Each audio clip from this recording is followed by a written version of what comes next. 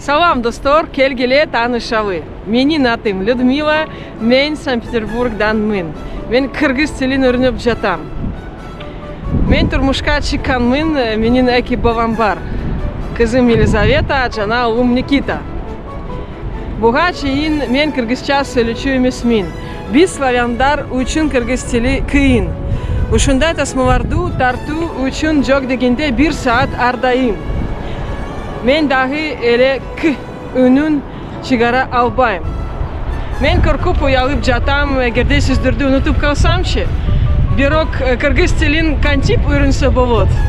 Күн сайын жарым жыл Бишкектин көчөлөрүн кыдырып сүйлөштүм. Молодец. Бирок, как сказать, кыргызча кантип айтылат, я стараюсь. Аракет кылып атам. Аракет. Аракет? Мен аракет Кылып жатам. кылып жатам.